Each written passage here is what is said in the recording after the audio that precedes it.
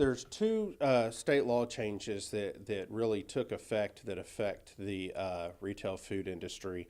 The first major one dealing with food trucks is House Bill 2844. And what that does is starting July of 2026, so it's not in effect yet. That will basically move all of the permitting and inspection process for mobile food units or food trucks underneath the state. So the city will no longer have the authority or responsibility for doing that. One of the other things that really became effective September 1 is based on Senate Bill 1008, and that really had to do more with just food in general. And so basically that prohibits the city from regulating the food industry any stricter than the health and safety code, and also in how the state Department of State Health Services would regulate. So how they permit, we have to permit basically the same way. We can't require more permits or more stricter requirements, and so that will impact food trucks as well. And so basically, effective September 1, how that will impact the mobile food unit industry is prior to September 1, mobile food units inside the city limits had to have a commissary located inside the city limits. So that was something that we were looking at making changes to already. We started back in February. Working with our food unit industry, looking at making changes and so forth. We kind of hit pause on that process because we knew that these Senate and House bill were under consideration. And so now that that has taken effect, effective September 1, the food trucks inside the city limits will no longer have to have their commissary located in the city. So they will still have to have a commissary as required by the TFER, which is our guiding document from the state, the Texas Food Establishment Rules.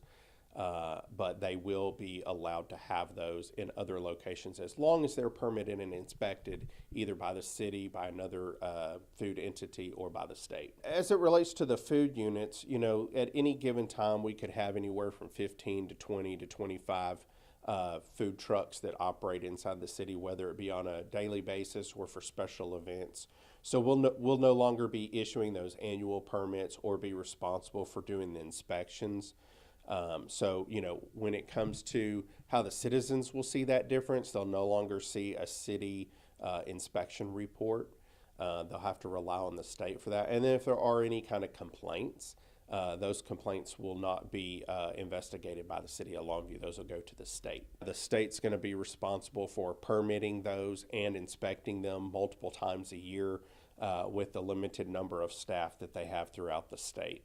Because prior to this, they were only responsible for those unincorporated areas or areas that didn't have oversight from another jurisdiction, and now they'll be responsible for the entire state. Now, part of the legislation does allow for the state to enter into collaborative agreements with cities to do those inspections.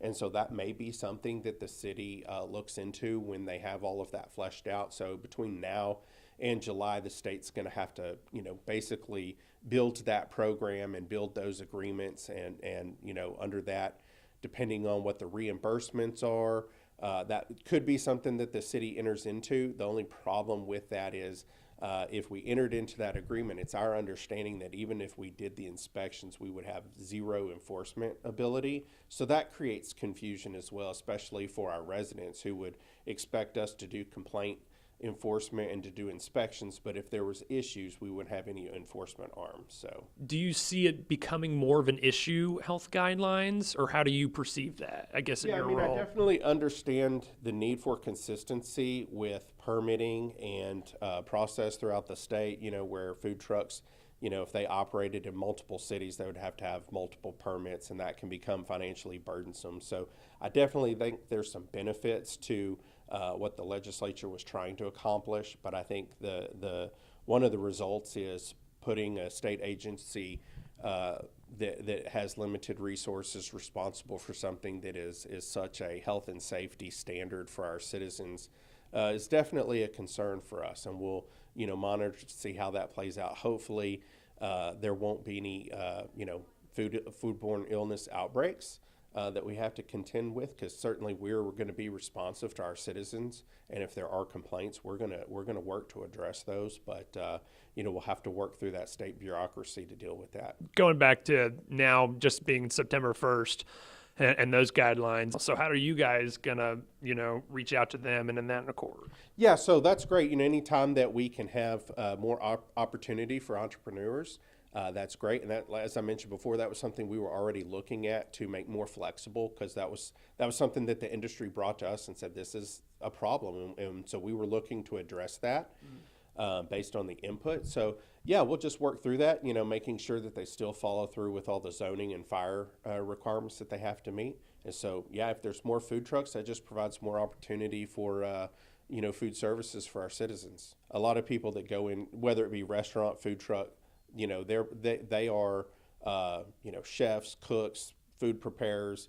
The science side of food safety, they're not always as well versed, and that's where we come in to be a partner to help educate on that and help keep them safe, help keep our our citizens safe. So we're going to continue to be a partner in those endeavors, whether we're the one that's responsible for the permitting or authority or not, and we'll continue to be a resource for them as well.